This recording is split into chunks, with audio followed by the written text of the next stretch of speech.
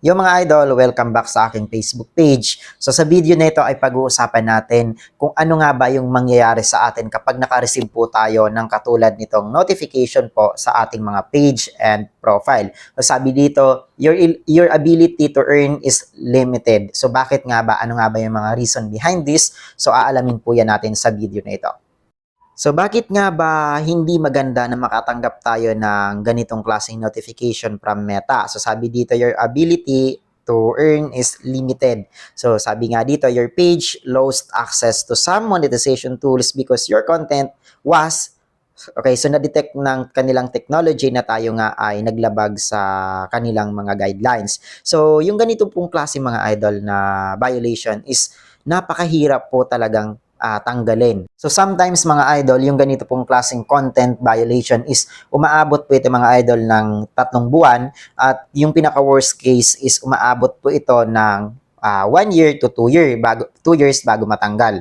So yung pinaka main reason dito mga idol kung bakit nakakatanggap tayo ng ganitong klaseng notification or restriction sa ating mga monetization tools dahil nga po sa tayo ay nagkaroon ng unoriginal content. So meaning to say, tayo ay kumuha sa third-party application ng mga videos or yung mga videos natin ay generated from AI, which is ipinagbabawal po yun ng Facebook Meta. So mahalaga nga po mga idol na ang mga content natin ay sarili po talaga nating gawa at hindi po tayo gaya-gaya sa ibang mga content creator. So nakalistate naman po dito mga idol kung ano ba yung naging reason behind sa kanya pong restriction. So as you can see mga idol, dito po sa taas makikita po natin kung ano po yung mga ipinagbabawal ni Meta at dapat alam mo rin yon bilang isang content creator. So pwede naman po talaga tayong kumuha sa ibang application ng mga videos basta na i-enhance po natin ang meaning nun and then ipapalabas po natin kung ano ba talaga yung aral na nakapaloob sa video na yon. At the same time, dapat na nakikita po tayo sa video na iyon. So maglagay lamang po kayo ng mga overlay. So pwede na po yun kay Meta. So, sabi nga dito no mga idol, example of things we don't allow. Sabi dito, posting content that already exists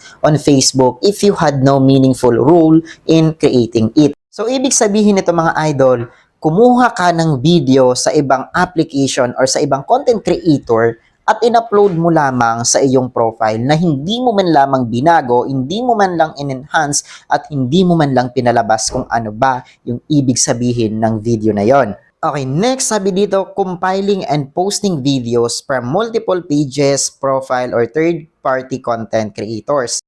So ito na yung sinasabi namin sa iyo mga idol. So dapat kung kukuha ka man sa ibang third-party application or kung pinupost mo man ito sa iba't ibang klaseng page dahil may multiple page ka or kinuha mo lamang ito sa ibang mga pages or profile at in-upload mo lamang sa iyong profile din to say na content mo yon, mga idol, bibigyan ka po ng restriction or violation ni Meta. At ang masakla pa dito is mawawala yung mga tools mo or hindi ka na mabibigyan ni Meta ng mga tools. Kaya ganoon po kahalaga mga idol na gumawa ka ng sarili mong content. Disregard kung ito man ay mababa ang mga views or wala pong mga nagko-comment or nagla-likes or nag-share. Ang mahalaga, gumawa ka ng content mo at kikita ka pa rin naman kay Meta. So, ganoon po dito sa mundo mga idol ni Meta, no? So, dapat kung gusto po talaga nating maging part or maging bahagi ng content monetization program ni Meta, willing tayo na gumawa ng sarili nating content. Hindi yung gaya-gaya lamang po tayo sa ibang content creator, kukuha lang tayo ng mga video sa ibang mga page or profile tapos i-upload na natin sa ating mga